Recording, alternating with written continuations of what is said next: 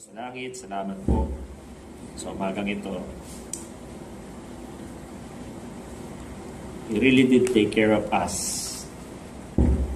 We always get the best things na nagmumula sa iyo. While you are always getting our worst, mostly our leftovers, at nakakaawa naman kayo, Panginoon, dahil hindi nyo naman deserve yung mga bagay nila. Pero dahil kayo ang Diyos, hindi po kayo magiging kawawa. Pero yung pagtrato namin sa inyo ang nagbibigay ng ganong pakiramdam. At salamat po dahil ipapaalala nyo ito sa amin sa umaga. Lord, tawarin mo kami. Yung mga undeserving pa, yung nag-e-enjoy sa mga best na mula sa amin. Yung mga hindi pa karapat-dapat, yung tumatamasa ng mga pinakamabuti mula sa amin. At ikaw, O Diyos, na pinakamabuti sa lahat, ang siya pang sumasalo ng mga tira-tira, ng mga bawas, ng mga konti, ng mga maliliit mula sa amin. At madalas, O Diyos, wala pa kayong napapala. Pero lubos ang aming pasasalamat sa inyo because sa nagdaang mga panahon na kahit gano'n na nangyayari, hindi nyo kami pinabayaan. Kaya salamat, Panginoon, sa umagang ito that you will remind us and please talk to your people. Sermonan nyo kami, kausapin nyo kami, pagalitan nyo kami para magising-gising naman kami kahit paano. Na ikaw, Panginoon, nakadre to serve ang mga bagay na pinakamabuti mula sa amin. Salamat, Panginoon, sa inyong pasensya, awa at pagmamahal. Kahit puro kulang na upuhan nyo, kompleto lagi ang biyaya nyo sa aming buhay. Salamat din po sa umagang ito. Narito kami. Mag-aaral ng salita mo. Maraming ko po na ibaon nyo ng gusto sa aming mga puso ang aming pakikinggan at matuto kami ngayon, Panginoon, na ibigay sa iyo ang mga nararapat. Salamat po ng marami. Pangalan po ng Panginoon Jesus. Amen.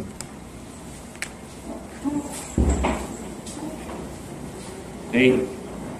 So, pwede ba magseryoso muna tayo? Kung hindi ka naman si Jabin, huwag ka na mag-cellphone, ha? Magseryoso muna tayo. Kasi kailangan tayo talaga nakausapin ng Panginoon. Siguro sa prayer pa lang, opening prayer pa lang, may napansin na kayo. Ay, yung mga binibigay ng Panginoon sa akin ngayon ay parang, siyempre, ako yung inuuna, tapos kayo din. Ay, nakausap tayo sa kung paano yung condition natin as individuals on how we treat God unfairly. Hindi naman layunin ng preaching na palungkutin ang buhay mo. Kasi sa totoo lang, kung merong pinaka-nalulungkot dito, ang banal na espiritu yan. Hindi rin naman layunin ng mensahe na ipahiya ang sino man. Kasi ba't ka mahihiya sa nangyayari? Iyon naman yung katotohanan. Tandaan nyo lagi ng layunin ng bawat mensahe ng Panginoon ay itama ang ating mga pagkakamali, ipaalala ang ating mga nakakalimutan, at ibangon ang mga nahihirapan. Kung aamin tayo sa totoo, sabi diyan, a life without God can produce bitterness, loneliness, and hopelessness in old age.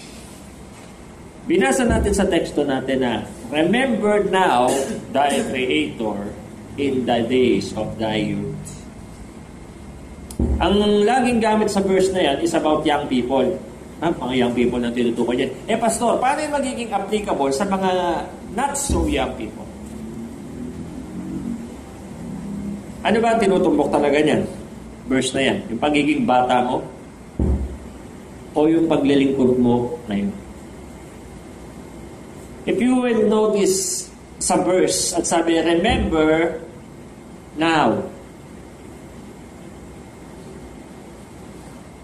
Is it talking about you being youth? Or is it really talking about you remembering God now?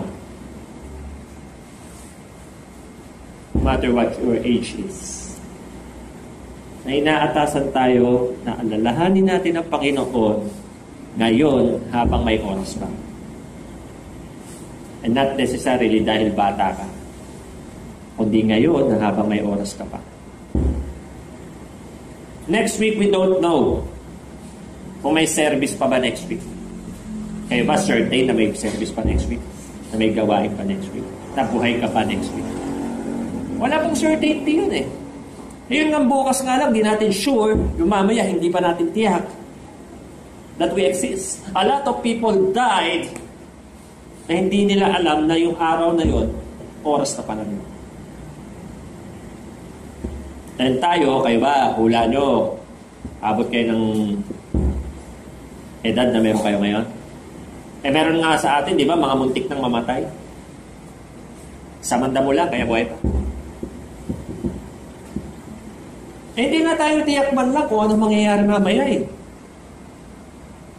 O kayo ba, mapipredict nyo kung ano yung eksakto yung gagawin at 7 p.m. mamaya? No, unless hindi, Pastor, mamaya 7 p.m. may plano na ako. O plano mo mamaya manood ng Netflix. Sabihin natin gano'n. Eh may biglang dumating, iyaya ka. Hindi mo naman na-predict na may darating, di ba?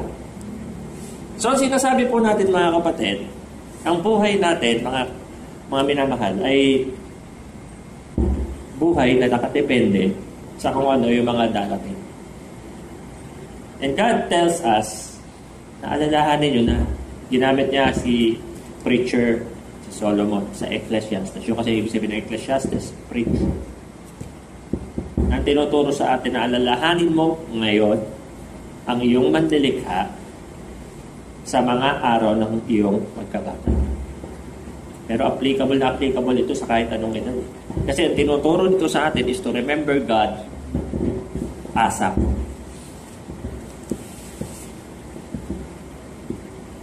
Alam mo, ang tao, pwede mong maalala yan araw-araw.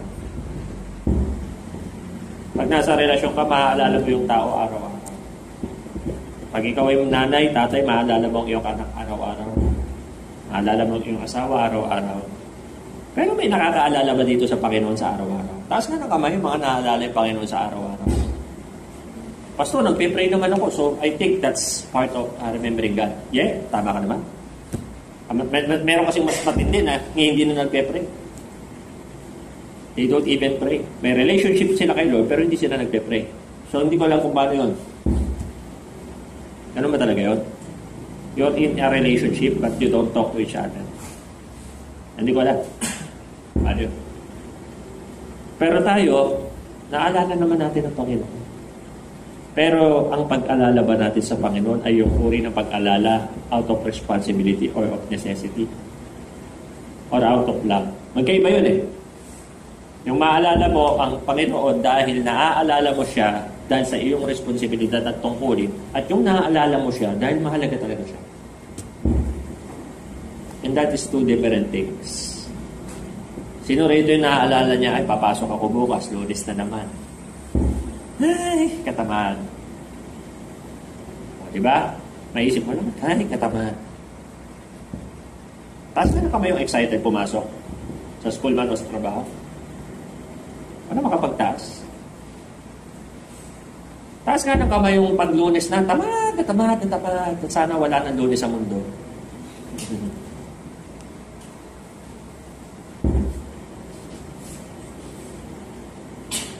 Pag ganun po ang ating naiisip, minsan may isip mo na lang, ay nako, lungkot ang buhay ng tao. No? Maraming oras natin sa trabaho lang napupunta. Tapos yung oras ng pag-e-enjoy mo nung kinita mo, kukunti. Pati kinita mo, kukunti. Ito pa. A life centered around God is fulfilling and can be richer and more bearable than one without Him if we are faced with disabilities, sickness, or handicaps. Daman-dama mo ang buhay ng tao pag may Diyos at wala. Pero ang sabi nung binasa nating teksto, remember now thy Creator in the days of thy. Paano nga ba mako-consider na youth ka pa? Iba yung youth sa gayut. Kasi ang youth, pwede natin laging sinasabi, yan yung mga teenager pa. Sila yung number 1 dyan eh. Pero pag 20 ba, hindi na youth yan. Gayut pa rin. 20 to 30, youth pa rin ba yun? Sa Amazing Grace kasi ang sukatan ng pagiging youth, yung pagiging single. Kaya minsan kahit 50 na dahil single pa. So, hindi ko alam ba't tama pang gano'n ang label. Pero, dito sa Ecclesiastes chapter 12 verse 1, nung sinabi niyang yun, he is not telling, particularly dun sa mga bata bang edad, but he is telling na ikaw, na habang malakas ka pa, kaya mo pa, may kakayanan ka pa, alalahanin mo ng Panginoon. Because darating yung time ng disability. Hello? Darating yung time na hirap ka ng maglakad, malabo ng mata mo, kailangan ka ng alalayan, at kailangan ka ng alaga. Kumbaga, ang tinutukoy dito ng Ecclesiastes is yung ability mo to still have the power and be the best that you can do. At ang mga bata, yung mga youth, tinatawag na yan,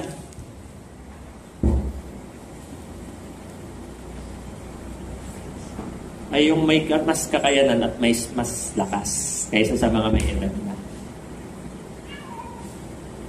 Doon nga sa mga medyo hindi na youth dito, nagba-vitamins ka na, nagkagamot-gamot ka na. Pag maaga ka na magising, ang babaw na ng tulog mo, yan, signs of aging na yan.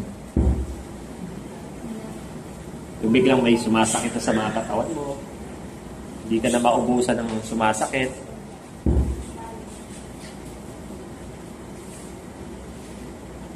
Yan. Isa lang ibig sabihin yan. Pastor, paano yan? Halimbawa, 20s pa lang ako. 20s to 30s, pero ang dami na sumasakit sa akin. Konting libot, may masakit na sa akin. Konting lakad, pagod na ako. Alam mo ba na alarming na yan? Kasi ibig sabihin, sa ganyang edad mo pala, nangihina ka na. And you don't know for how long ka pa mabubuhay. Hindi ko sinasabi mamamatay ka na. Huwag naman. Pero sinasabi ko, baka mas maaga dumating sa'yo yung part na hindi ka na ganun kalakas at hindi ka pa rin nagagamit ng Panginoon.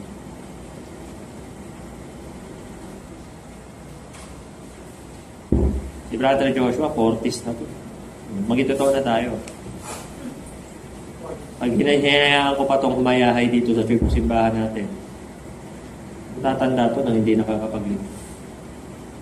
At kung iisipin ko ang kapakanan ko para mayroong pakinabang dito sa church, hindi ko siya papalabas. Pero, hindi ganun eh. Mas gusto kong maglingkod kayo kahit konti tao rito. Dahil mas maraming simbahan, mas maraming mananampalataya. Isa pa,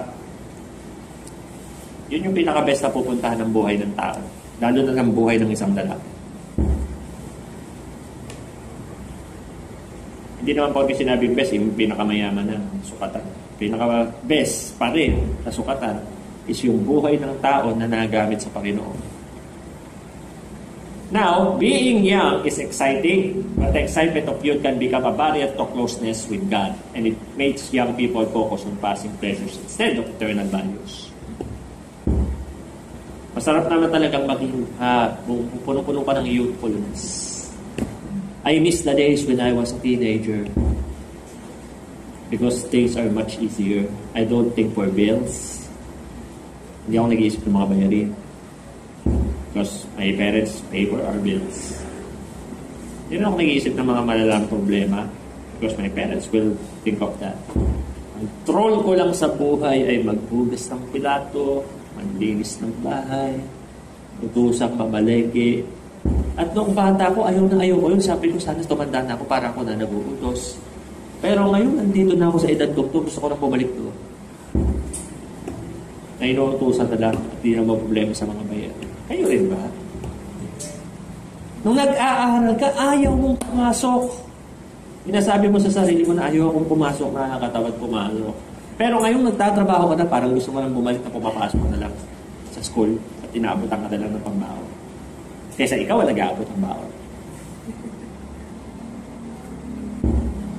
How I miss the days, na ang problema ko lang ay paano pagkakasyahin yung budget kong baon ko sa mga gusto kong bilhin pagkain at laruan. Pero ngayon, hindi na ako bata. hindi na ganun kadali ang buhay tulad dati.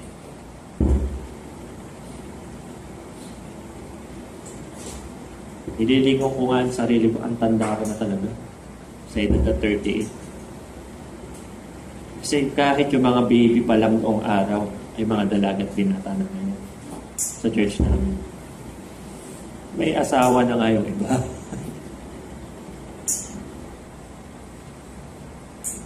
So, maaalala mo ngayon kung ano yung sinasabi ng tracks natin dati, yung ano ang iyong buhay.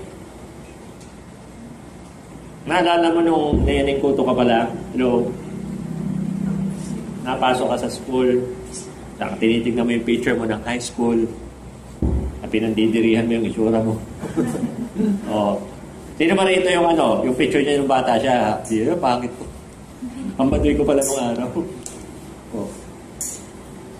Habang tinitignan mo yun, parang kahit nandidiri ka sa itsura mo, masasabi mo na the best rin yung mga panahon na yun. Kasi mas konti yung problema mo kaysa ngayon. Pero eto ka na dinala ka na ng Panginoon sa ganyang edad. Marami ka nang nalagpasang laban, dadaan ng pagsubok at problema, pero nakatayo ka pa rin. At sa buhay Kristiyano mo, sa buhay church mo, andito ka pa rin.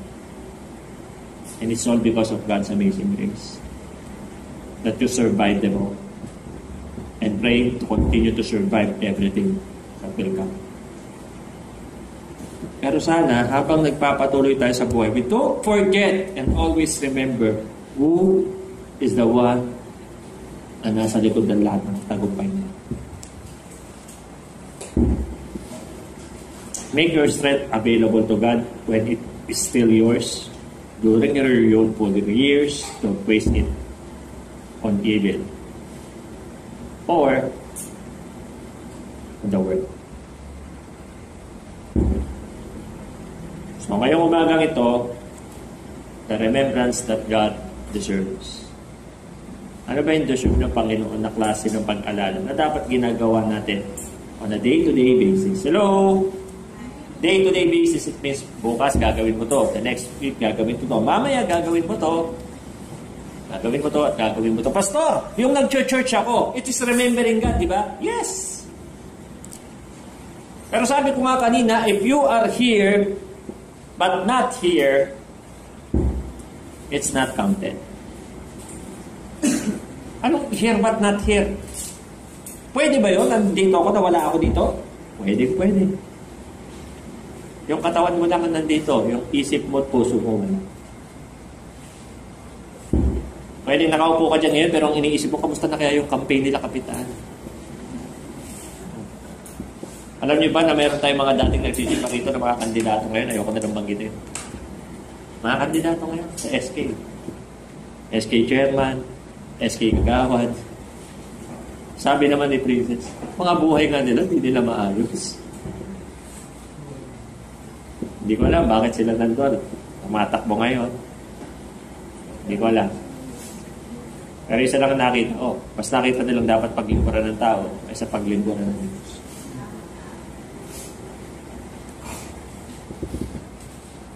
Ano nga ba ang mga pag-alala deserve ng Panginoon? Pumasok na tayo sa ulo.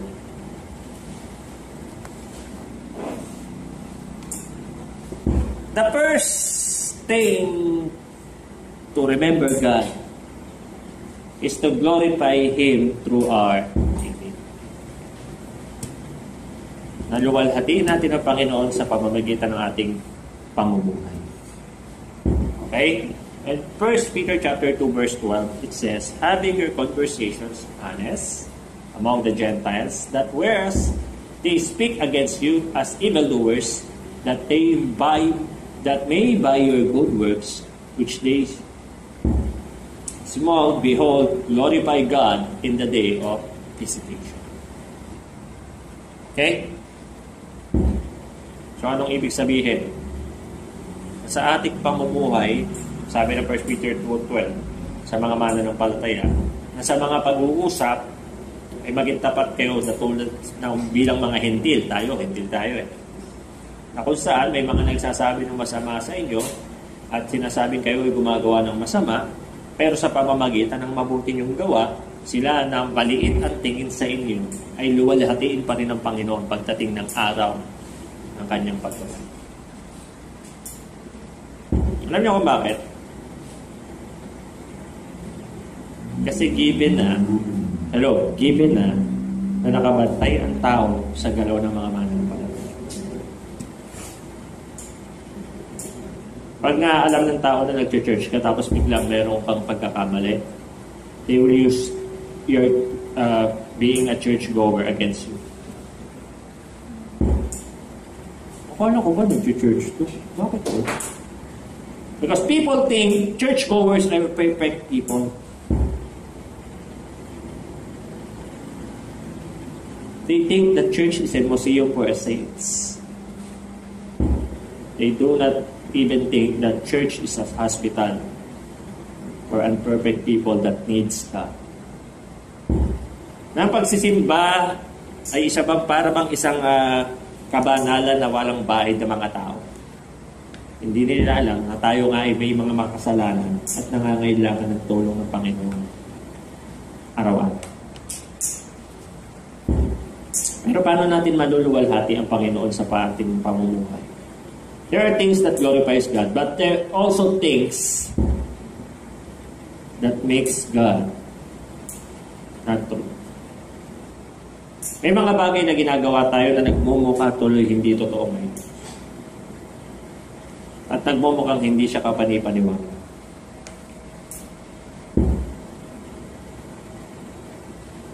Pagkatao, natutunan niya ng mabuhay sa kanyang sarili at mabuhay sa kanyang sariling paraan. At wala ng Diyos na kinikilala at kinatatakutan. Doon na rin nagtatapos ang pagiging mananampalataya. Bakit? Mas naniniwala na siya sa sarili niya kaysa sa Panginoon. Kahit sinabi ng Proverbs 3, 5, and 6 na trust in the Lord with all thine heart, para sa taong hindi na naniniwala sa Panginoon, hindi totoo yun.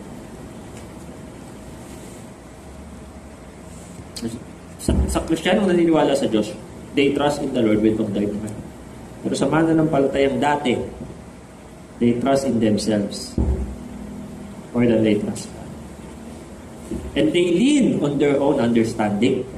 Ang pananaw nga ng isang backslider, tama na yung ginagawa niya.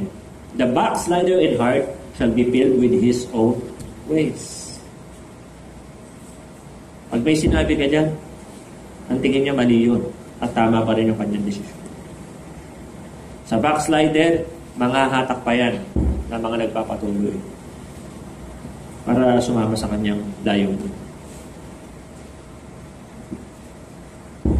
Pagkamat sinabi ng Bible na commit thy ways into the Lord and thy thoughts shall be established.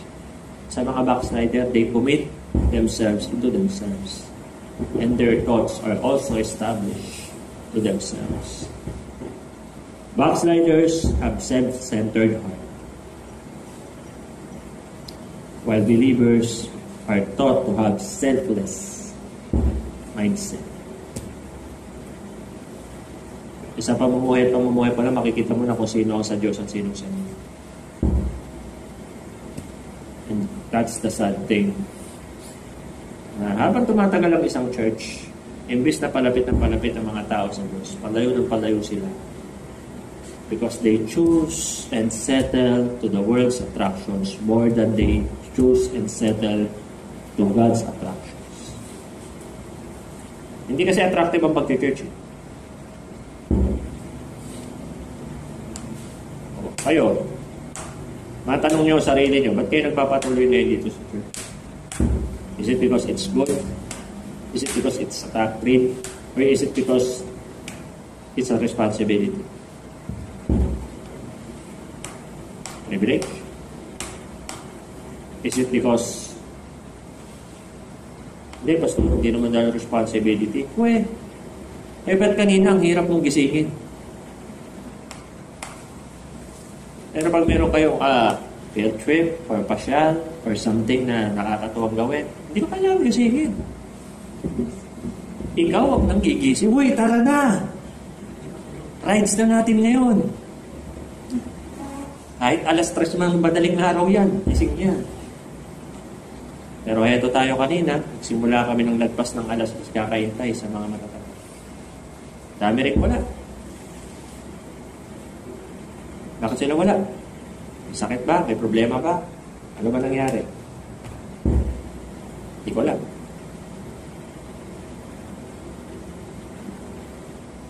Kung saan nakakapunta, hindi naman sinusundo. Pero sa church na napakalapit, hindi makarating natin.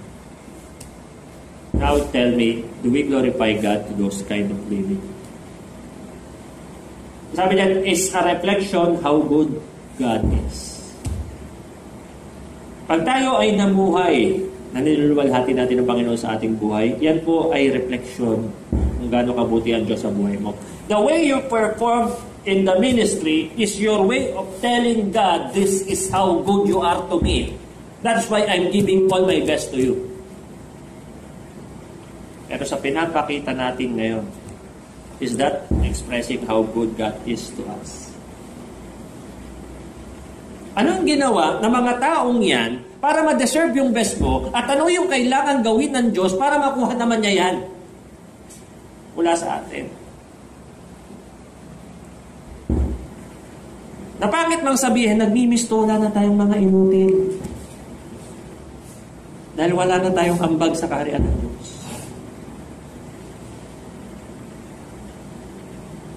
Sa itsura mo pa lang ngayon, nakitang-kita na halatang hindi ka sabit magsimba. Ano ba? Kanina, yung gising mo, dun pa lang nakikita na talagang ang hina mo. Sa preparations mo, dun pa lang nakikita na, nag-prepare ka, anong oras na. Inuna mo pa yung kung ano-ano. Imbes na nag-ready ka na, naupo ka pa, nag-moni-moni ka pa, nag-Facebook ka pa, imbes na nag-aayos ka na, dahil alam mo kailangan ka rito sa church. Kukunti na lang tayo, palitin.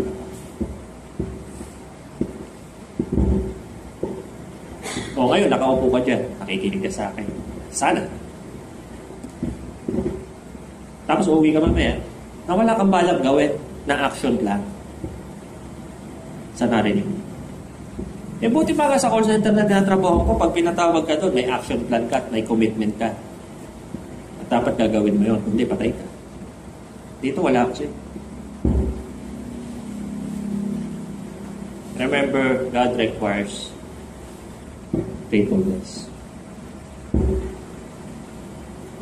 Ayan o, reflection how good God is. Bad ba si Lord sa'yo kaya hindi mo mapakita yung faithfulness? Yung reflection ng kabutihan niya sa'yo, dapat lumalabas yun through your actions. Dapat na-experience naman ng Diyos yung pinaka-best mula sa'yo. Eh sa mga datingan mo pala.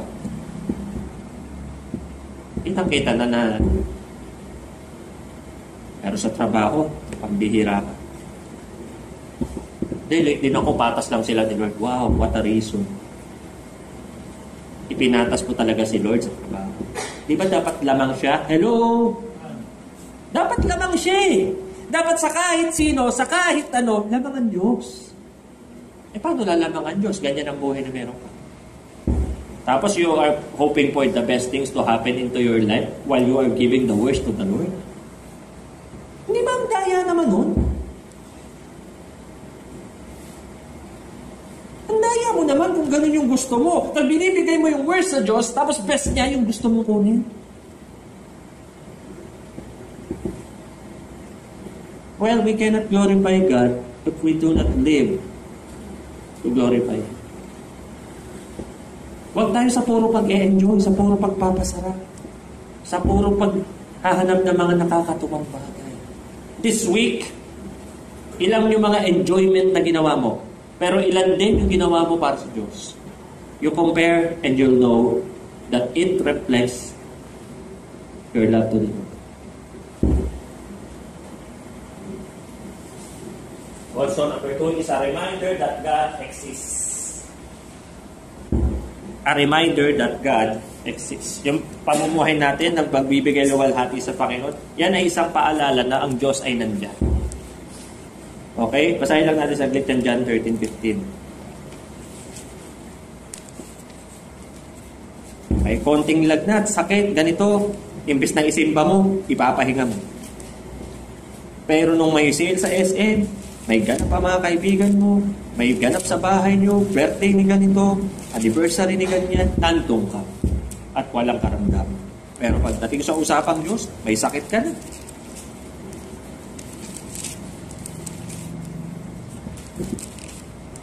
$13.50 nandyan. Tagal ko. For I have given you an example that you should do as I have done unto you.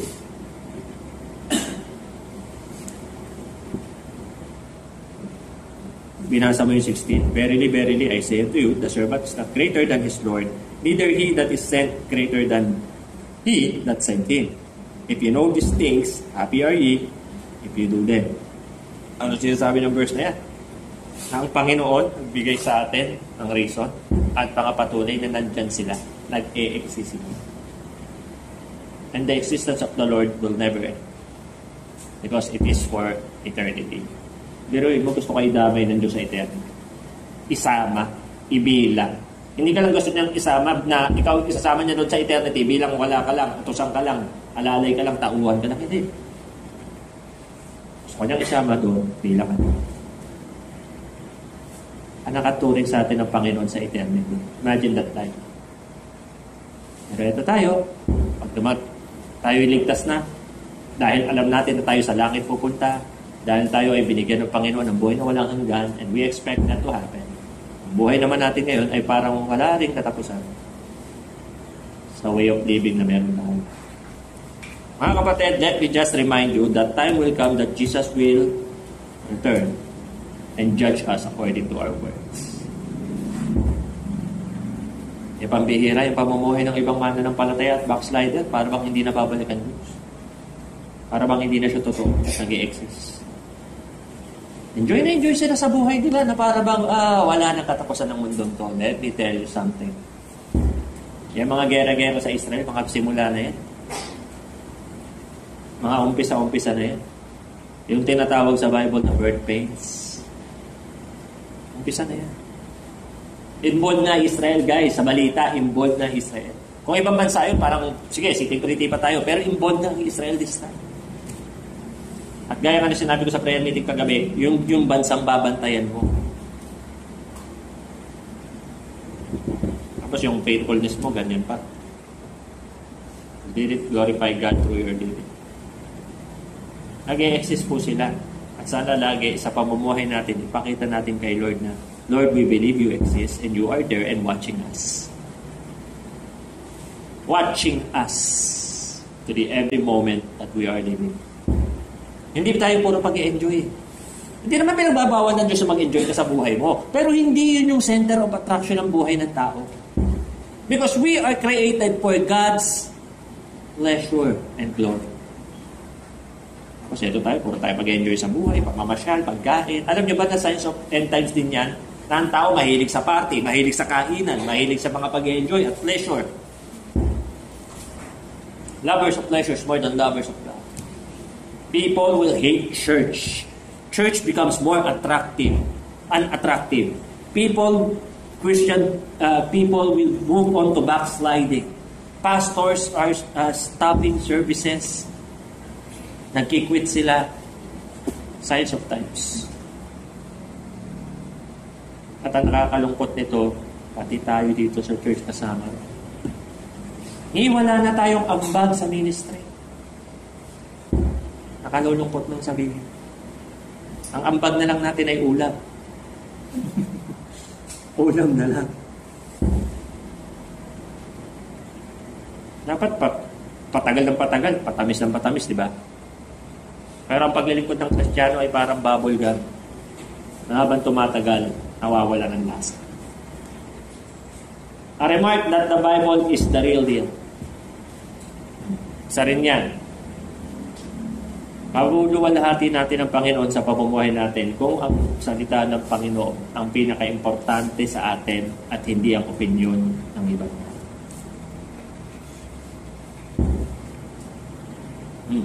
Sa tulog mo palang kagabi, alam na kung sinong excited magsimba. Kung natulog.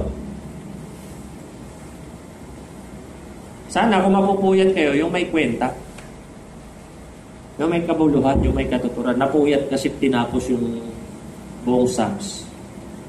Napuyat kasi nag-aaral ng Bible. O, di ba? Ayun, napuyat kaka-scroll. Napuyat kaka-nood. O. Napuyat kasi may ka-chat. Napuyat kakalaro. Kita nyo yan, guys. Pawalan ng kwenta yung mga pinaghihirapan natin. Yung umuubos ng oras natin, pawalan ng kabuluhan. At dito, sa church, nandito ka. Hindi ka nakikinig. Eh, ba't nagpunta ka pa?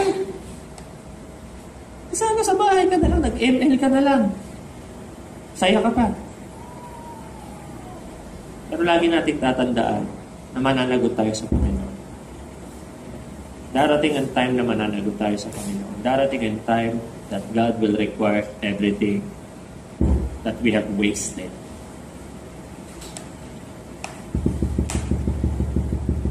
Makatok ng Panginoon. Parang beatbox. Dahil, ayos. Ito ba yun?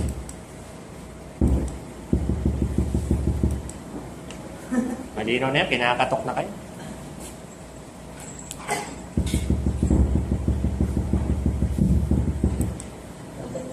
Ito natin battery. Pero hindi, malakas. Nakaka-charge ko na.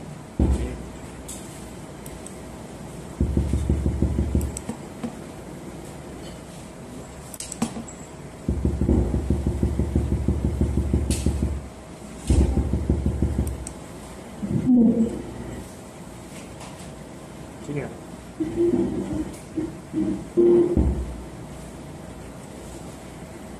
Nasasagap na masamang spirito.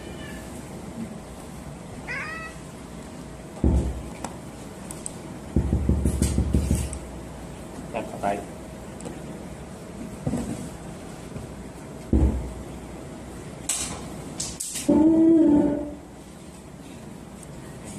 Ayun na naman yung awiting pamasko. Hello. Wala? Akin eh.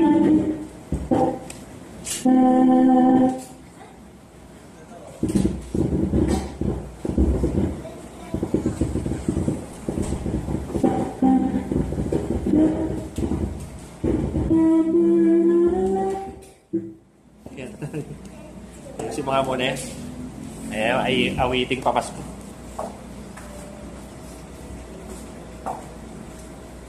Okay.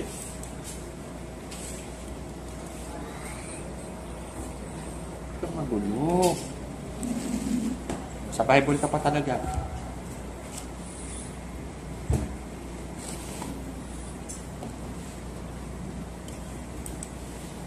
Ano na?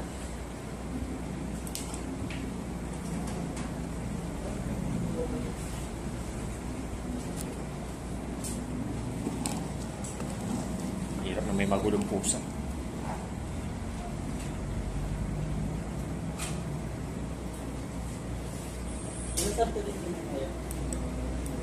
Ha?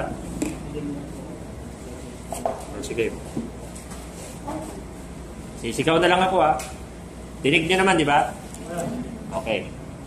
Wala ba? Pinapasok tayo ng ibang frequency. Naka-radio kasi yan. Okay, so sana ba ako? Isa sa pagpapakita na naalala natin ng Panginoon sa buhay natin na nakakapag-glorify sa Kanya is yung mga salita niya, hindi natin tinitake as opinion or optional. Hindi tinitake natin as law. Dapat, pag sinabi na ng salita ng Panginoon, goods na yun, wala nang tanong, wala nang pagdududa, wala nang second opinion. Kundi pag sinabi ng salita ng Panginoon, yun. At dapat, masunod yun, kahit ayaw ng jowa mo. Okay? Hindi rin pwedeng mas maniniwala ka sa sinabi ng Facebook mo kaysa ng Bible.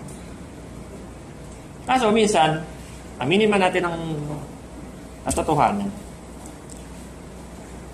Kung ano talaga yung bagay na naririnig natin na mas pabor sa atin, yun talaga yung mas pinaniniwalaan natin.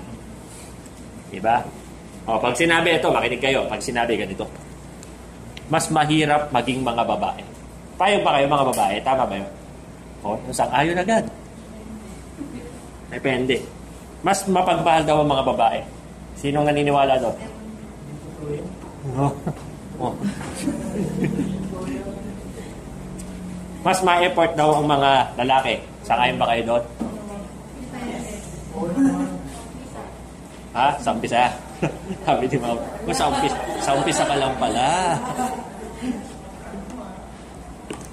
Mas consistent daw ang mga babae. Naniniwala ba kayo doon? Mas sinungaling daw ang mga lalaki. Naniniwala. Taas tayo ng kamay. Tingnan natin. Mas loyal daw ang mga babae. Sino naniniwala doon?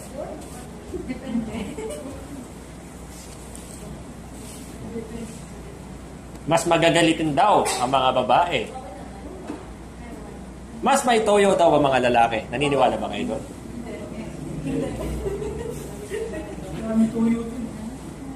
Papansin niya, di ba? Siyempre, kung ano yung mas papabor sa'yo, yun yung paniniwalaan mo. Pero alam niyo mga kapatid, pagdating sa Word of God, lahat ito pabor sa atin. Wala itong kinakampihan eh. Hindi ito may hidden agenda kasi ang Word of God, once na may tinuro sa atin, it's all for our benefit. Pag sinabi ng Bible na ang buhay natin ay parang singaw. At ito'y saglit lang. Pabor ba yun sa'yo? Oo, para mag-ingat ka at huwag ka magsayang ng oras. Nung sinabi naman ng Bible na pag nagtiwala ka sa Panginoon, hindi masasayang ang tiwala mo. Pabor ba yun sa'yo? Oo, kasi pag nagtiwala ka sa Panginoon, hindi na kailangan magsinungaling. Hindi na kailangan mandaya para may makuha siya. Kasi at the first place, wala na siya makukuha sa atin. Pag sinabi naman ng Bible na maging tapat ka sa iyong amo o sa iyong boss, para ba yun sa'yo? O para sa boss mo? Para sa boss ko, pwede mo sabihin yan. Pero yan ay para sa'yo actually. Kasi kahit hindi tapat ang boss mo sa'yo, as long as tapat ka, wala kang pananagutan.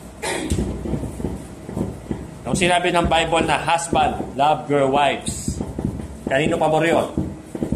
Sa mga wives o sa husbands? Anong ginawa mo? Robert,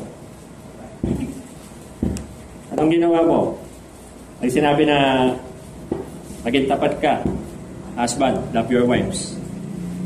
Para ba yun sa wives o para ba yun sa benefit ng husband? Both.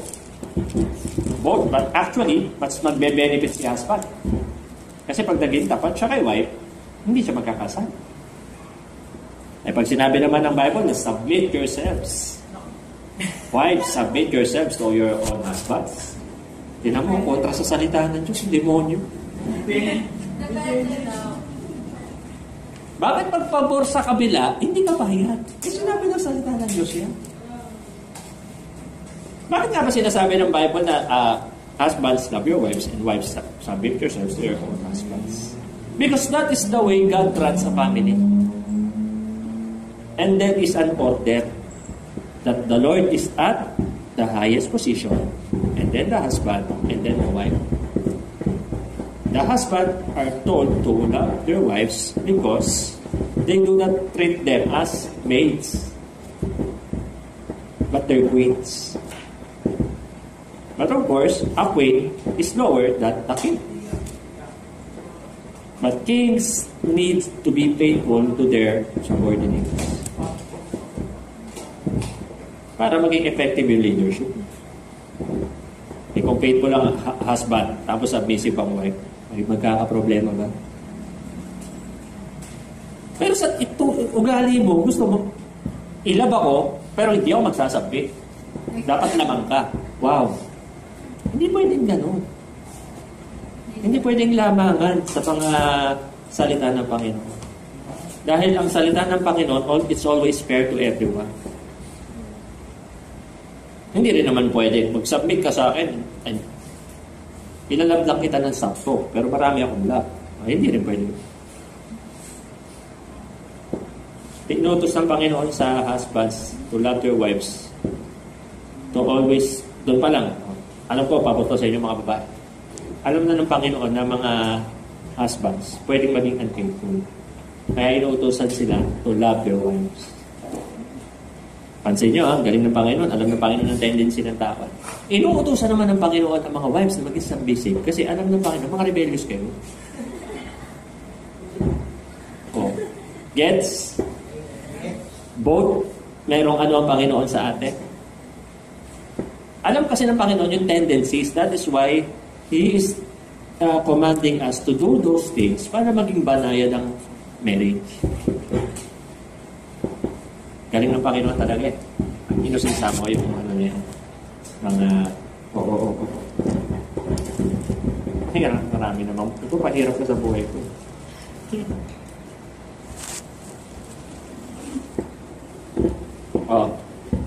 Ito naman tayo sa ano? Sa relationship ng pastors sa kanila. May tatlong inutos sa member. Remember, obey, and salute. Ano ibig sabihin ng remember? Ano yung pag-unawa niyo doon? Alalahanin. Pastor, nare-remember ka naman namin ah. Oo naman. Wala naman ako sinabi, hindi. Nakaka-remember nyo nga lang nung birthday ko, di ba? Tanto naman yun. Eh yung obey. Obey. Kayo na mag-grade sa sarili nyo, hindi na ako. Eh yung salute. Ginagano nyo ba ako? Wala namang gumagano sa akin. Literally, kung yung ano mo. Pero ibig sabihin ng salute is paggalang. Okay? You do not salute me because of what I did or who I am. You will salute me because that's what God's Word is telling us. Utos naman sa amin, feed the flock of God. Pakainin daw kayo. Ginagawa ko ba yun? Physically, I guess. Hindi pa nga ako nang-deliver ito sa work ko eh. Uy, ang laki nung ginastos ko ng birthday ko. Kaya ganyan. Pero sige, schedule natin yan. And then, spiritual feeling, which is the most important. Mukha bang yung mga preaching ko, mga pangmahinang nila lang? Hindi ba? Sabi na kayo, be honest. Pangmahinang nila lang. Parang, hindi ako makikinig dyan, hindi ka panipaniwala. Walang kwento. Magaling pa ako magturo dyan. Eh, yung mga taga-grace nga na nagpupunta rito eh. Tanungin nyo na lang sila. Ano mga comment nila. Pero ako, hindi ko yung tinitake na parang galing ko. Hindi. Ang tinitake ko pa nga is paano ko pa mas mapapagat mo. Kasi, nagiging maganda lang ang preaching ko for me kung nakikita ko na sa inyo. Nagiging effective teacher na ako pag gano'n. Sa Bible school, gano'n din ako eh. Wala naman ni Princess yan. Yung estudyante ko na siya. Walang girlfriend. Ibabagsak ang ibabagsak. Mamaya pag-uusap kami, ay, babagsak pala. Sige, bagsak ka rin sa akin ngayon. Patay. Yari din ako. Hindi. Lagi ko sinasabi sa mga estudyante ko sa Bible school. Ang gusto ko, pagtapos ito, may natutunan kayo. Pero hindi ko kaya gawin yun mag-isa. Mutual effort to eh. Bibigay ko yung best ko sa pagtuturo sa inyo. Bigay nyo rin yung best ko sa pag-aaral. Para magkaroon ng mutual benefit. Kasi pwedeng maganda yung tinuturo. Pero ayaw pakinggan ng tinuturuan. Pwede naman bulok yung tinuturo, pero sobrang galing nung nag-aaral. Natututo kahit hindi magaling yung nagtuturo. Eh kung mutual, pareho. Sino magbe-benefit, diba? Kaya pag tinignan mo, glorify Him through our living, a remark that the Bible is the real deal. Ang salita ng Panginoon ang tunay. Huwag mong aayawan ng salita ng Diyos kasi ikaw rin mahirapan. May mga taong nabubuhay para sa kanilang sarili na lang. Kung titignan mo, patuloy ako nakikipag-usap sa mga katrabaho ko. Patuloy ko nakikita kung gaano ka-loss ang mundo. Sabi ko nga kagabi, kinikwento ko kagabi, ba't pa kasi umiinom ang tao? Sabi ng mga katrabaho ko, kaya umiinom ang tao, kaya nilika ang alak para inumin at enjoy. Pero maraming nilika sa mundong to ang hindi nakakabuti sa tao. For example, nuclear bomb. Kaya na pa naging benepisyo sa tao ang nuclear bomb? When it all does is to kill and to harm people. Hindi lahat ng ginawa ng tao ay mabuti para sa tao. At yung mindset ng tao, ganun pala. Sobrang dami. Now, buo tayo sa pangalawa. Grind in our ministry. Grind. Alam niyo ba ibig sabihin ng grind? Parang yun yung nakikita sa mga nag-gym. Grind, come on. Yan, grind tayo buhat. Palaki ng katawan. Ibig sabihin ng grind. Yan yung grabe, pagsusumikap para sa isang bagay. Yan yung ano ngayon nauusong term to describe perseverance. Ano sabi ng 2 Timothy 4:5, but watch thou in all things, endure afflictions, do the work of an evangelist, make full proof of thy ministry. Sabi kay Timothy yan, ng pastor siya. But this is also applicable to all of us believers. Kasi pag tinanong mo, but watch thou in all things. Okay. Hindi nyo ba kailangan bantayan ng mga sarili nyo? Okay, mababantayan mo ba si Mount 24/7? Hindi. Hindi, di ba? Pero kung pwede lang, kamitan po ng CCTV yan para alam ko lahat ng ginagawa niya. But of course, nobody can do that kahit mag-asawa pa. Walang asawang kaya magbantay. Ano yun? Parang may post ako nakita dati. Yung misis niya nakasabit sa likod niya. Habang nagtatrabaho siya, habang natutulog siya, habang naliligo siya. Grabe. Pero walang matinong taong gagawa nun. Grabe naman yun. Napakapogi naman ang asawa nun. At kayo ba, magustuhin nyo gano'n? Kahit gano'n mong pakamahal yan. Sa lahat ng gagawin mo, kunyari, ikakabit si Yuki ng pakpak ng aeroplano, si Mau nakasabit sa kanya. Hindi mo rin magustuhin nyo. Ang una, ang bigat nun. Una nun pa eh.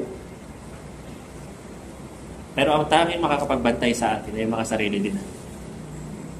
Ang tanong, mahigpit ka ba sa sarili mo?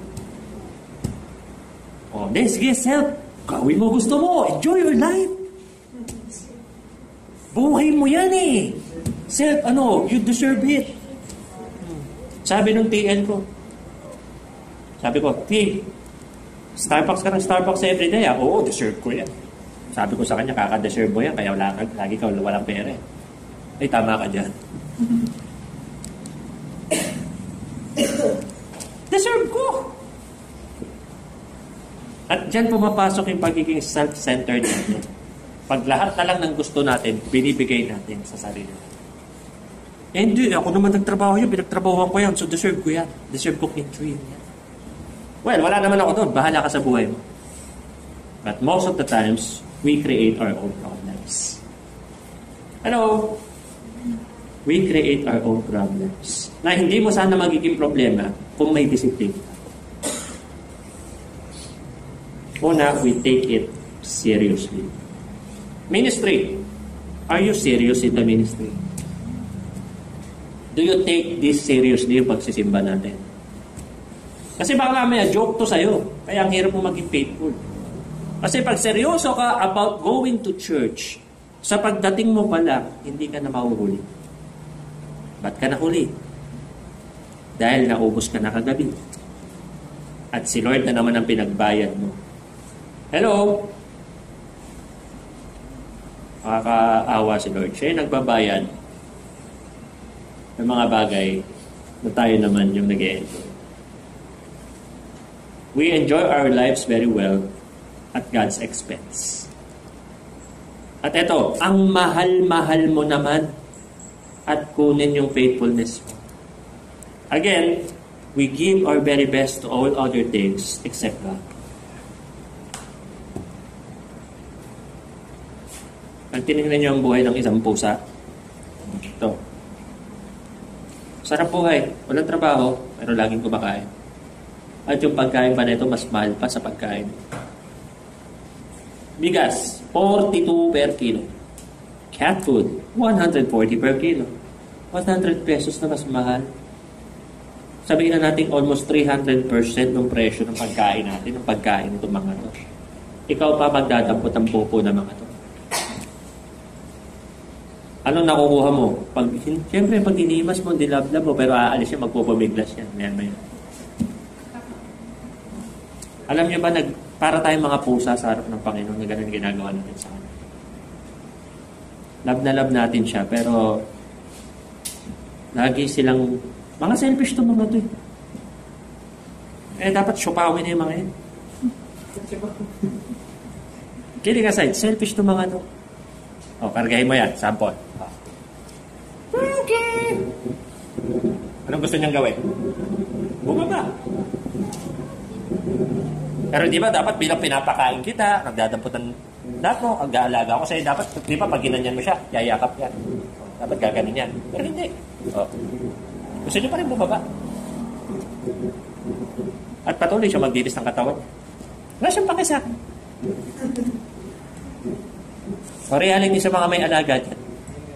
Ganun naman talaga eh. Pero love pa rin natin sila kasi mga pets natin yan eh. And the same goes as well. Kahit ganun yung pagtrato natin sa kanya, He still takes care of us. Paano kung halimbawa, si Mau? Ayaw naman akong yakapin ito si Jika. Bahala ka dyan. O yan, pagkain mo, tira. Pagod ako bumili yung tatlog mo. But you don't do that, di ba? You will not do that. Ito laging gusto lumayas. Pagbukas ng pinto, lalayas yan. Wala nang pakialam. Hahabulin ko pa para ibalik dito. Buti pa kasi Banja kumatok. Pero ito, hindi yung susunod sa akin. Belky, sit. Magsisit naman siya. Talagang dito niya gusto. Wala siyang pakialam sa akin. Kung saan siya komportable at masaya, doon siya pupunta. Di ba ganyan tayo sa harap ng Panginoon? Pero pinoprovide pa rin natin yung needs nila. Kasi mahal natin. Ngayon masasabi mo bang isa kang pusa?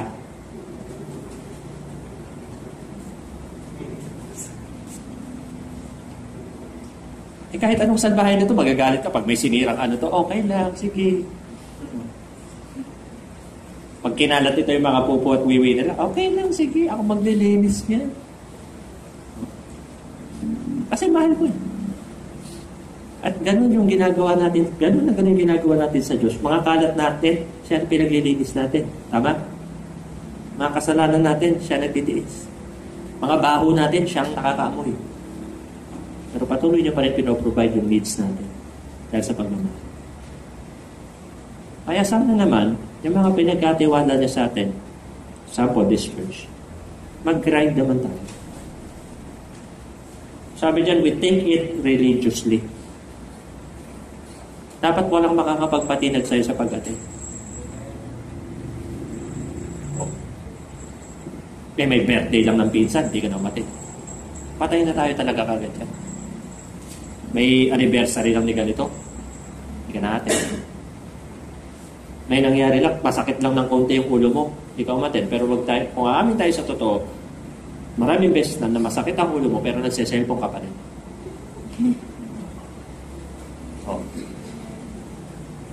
Kanya tayo kasalbahe.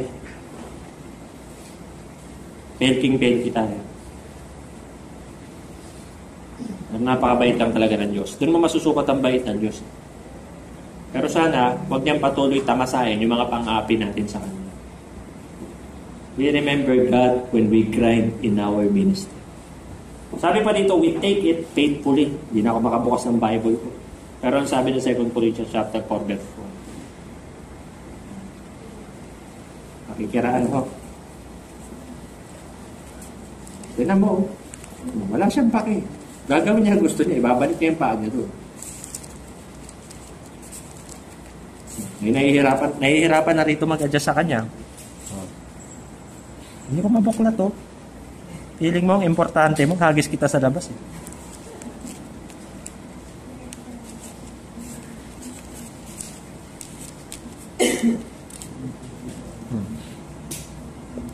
Sabi, therefore seeing we have this ministry, as we have received mercy, we pray. Tinanggap mo ang ministry ng Panginoon, hindi ka dapat napapagod at wala kang karapatang mapagod. Anong pakiramdam kung kunyari ganito? Isang araw yung pusa mo o yung aso mo, nilayasan ka. At nakita mo siya sa ibang amo at yung amo na sobrang sweet niya doon. Pag inimas mo siya, tatadya ka. Pero doon sa bago niyang amo, dinidilaan niya pa yung bago niyang amo. At love na love niya yung bago niyang amo. Anong mapipil mo? Kukunin po pa siya ulit. Wala ka na dyan. Makita mo yung pusa mo, kung saan tumatay nung sa'yo, pero nung sa kanya na, nagpupunta sa kubeta at nagpa-flash ka. Bakit gano'n? At eto pa, hindi mo na ginagastusan yung, hindi na siya ginagastusan ng amo niya. Pusa nagnanakaw sa mga pet shop. Kung gano'n yung pusa mo.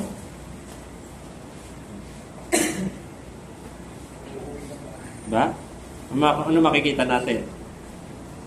Kung ikaw yung amo na gano'n, iniiwan ka, tapos naging faithful siya sa iba, hindi naman masasaktan. Ay, kung ako to, si Pelky yun, kukunin ko yan. Para ganti yan. At siya pawin.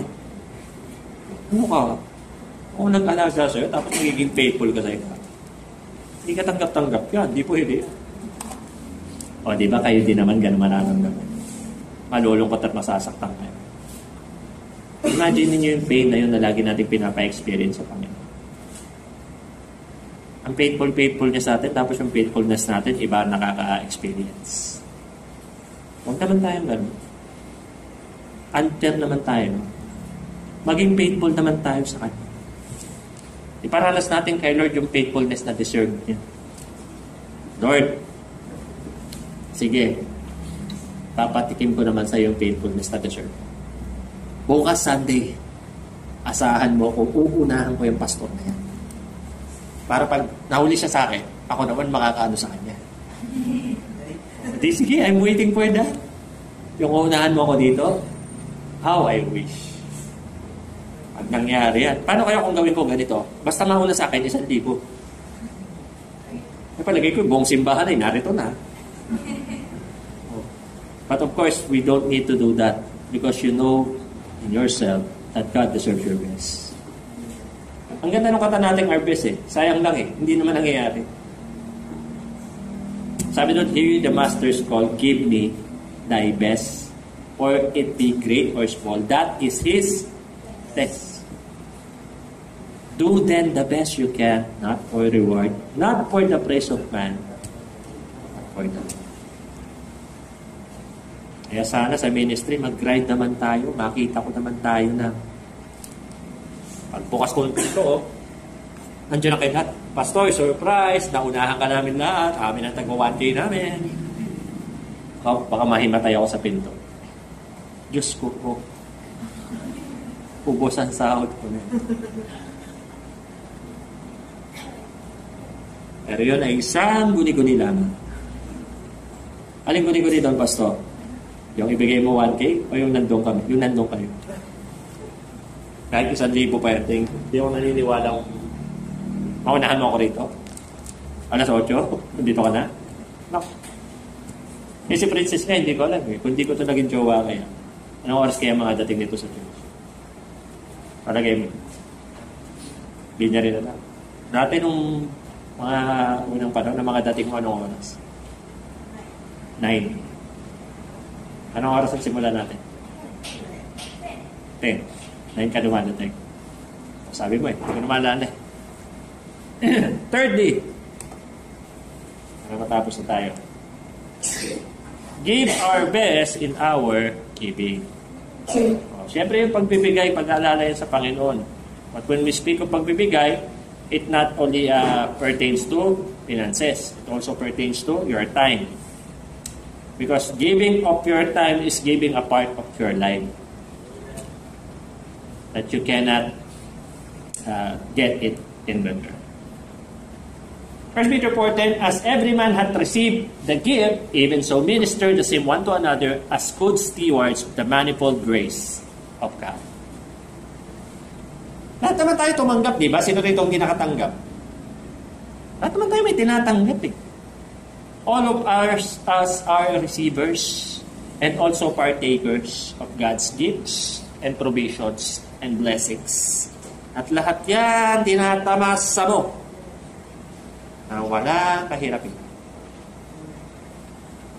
Buhay, bigay ng Panginoon. Lakas, bigay ng Panginoon. Yung heart mo, kahit walang battery, patuloy na nagbibid. Yung mga mayayaman, yung nagpapalagay ng pacemaker, kung alam nyo yun,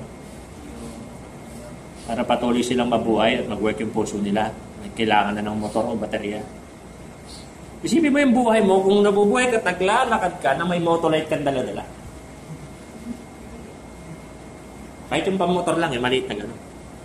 O kunyari, sabihin ka, ay, guys, wait lang, lobat na ako, mag-charge muna ako. Na may-ari ng foundation, si Mr. Ang, gano'n, may pacemaker. Nagpapapalit siya ng battery nun sa loob niya. Every 3 years.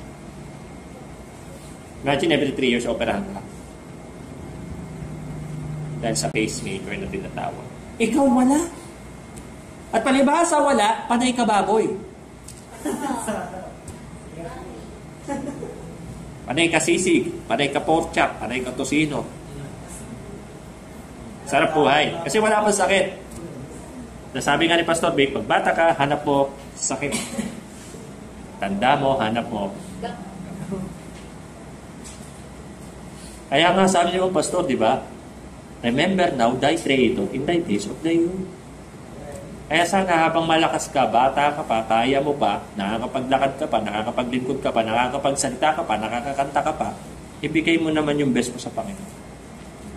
Sabi nung kanta, give up your best to the Master, give up the strength of thy youth. O, alam niyo yung kantang yun? Yung mga matandang Kristiyano, alam niyo? O, punta tayo sa una, time. When you spend time to somebody, you will spend a part of your life.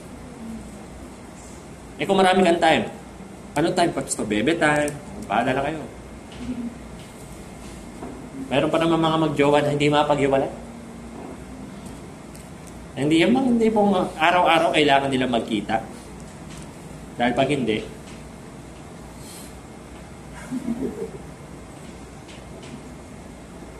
paano kung ganito, lahat ng mga may jowa dito, kahit mag-asawa, paano kung may isang buwan na hindi kayo magkikita? Ano ang gagawin mo? Sino ang masasabi rito, Pastor, kahit hindi kami magkita ng boyfriend ko or girlfriend ko for 1 month, kaya-kaya ko? Wow! Ang yabang ni Mau. Oh! Oh! Oo nga, pero yung mukha mo naman yung mga panahon na yun. O si Maudel, nakataas mo. Oy, gaganyan-ganyan ka pag umalis na yan. Doon ka masusubukan. Kaya ang gagawin, bago umalis, magkikita yun araw-araw para masulit. Sino yung kayang makasurvive, di magkikita kahit 1 linggo? Kaya. Talagang yung pagtataas mo, consistent. Kaya. Pero may naman tawag ng tawag. Sino rito? Yung kaya mag-survive, di magkita 1 taon. Wala na, hindi na nakataas. 1 taon. Buti si Madam Princess, hindi tumasa kahit 1 linggo man. Alam ko na yan. Alam niyo yung time kasi napaka-importante nito sa Panginoon. Hindi niya i-require ang time natin kung hindi niya gusto tayo. Gusto niya maglingkod tayo, bata pa na. At yung sinasabi niyang paglilingkod sa atin, James 4:8. Okay. Punta natin yan. Lapit na tayo. James 4:8. Kaya maglala, masarap ang ulam natin at ubok at aing. At tubong pa. Para yung mga kasukasuan nyo, yung mga joints nyo, di ba sumasakit? Yun ang sagot yan, tubong pa.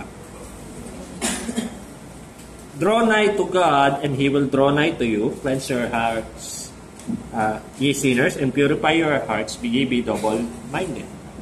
Pag sinabing draw nigh to God, yung ikaw yung naglalapit ng sarili mo, that is spending part of your life. But guess what? Let me tell you this. God is not pleased with part-time Christians. Hindi gusto ng Panginoon yung mga part-timer. Ang gusto niya mga full-time. Sana, full-time Christian ka in a sense na pwede niyong i-enjoy yung part ng buhay ko, pero si Lord ang mag-i-enjoy ng entire life ko. Part lang kayo ng buhay ko, mga kaibigan, mga tao. Kahit sino ka, part ka lang ng buhay ko. Pero si Lord ang buhay ko. May ganun kaya? Sa isang nanay, totoo po ba sa dalawang nanay natin dito, na ang buhay mo ay ang mga anak mo? Si Ashley, hindi. Mawala lahat, okay lang. Kung may bangka, nakasakay ka, asawa mo, mga anak mo, mga kaibigan mo, may kailangan kang ilaglag. Sinong una? Ha? Kaibigan. Kaibigan. O ngayon, medyo lumulubog pa rin yung bangka. May kailangan ka pa rin ilaglag. Sinong ilalaglag mo? Asawa mo, anak mo? Asawa. Hindi mo ba naisip malaking kabawasan pag si Ashley nilaglag mo? Ito ngayon, sa mga magjowa naman. Nakasakay kayo sa bangka. Ikaw, jowa mo, mga kaibigan mo, pamilya mo. Pag kailangan magbawas ng 3, sinong ilalaglag mo? 3 na to. 3 na to. Sinong ilalaglag mo? Jowa mo, pamilya mo, mga kaibigan mo.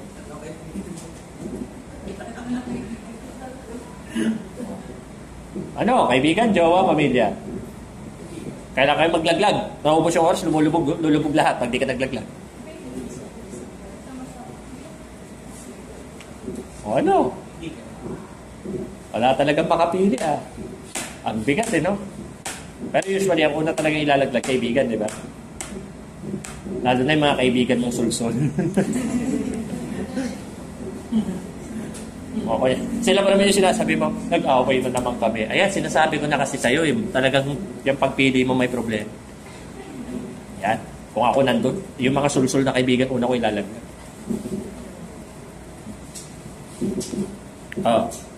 Kunyari may nilaglag ka na. Wala, hindi kayo makapag-decide Latang. Walang magsabi, pastor, ako talagang tatanong. Para ligtas ang jowa ko at mga pamilya ko. Ito na lang. Palitan natin. Nakasakay kayo sa bangka, kayong 3. Ikaw, jowa mo, at ang alaga nyo. Sinong ilalaglag mo sa dalawa?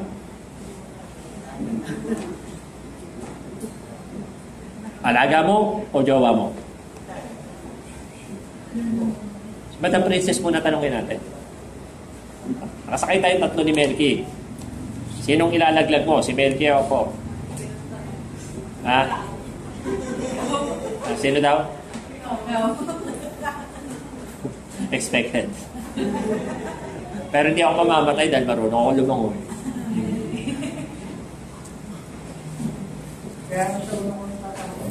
Pero lalangoy ako patungo sa iba. Malulot ka saan.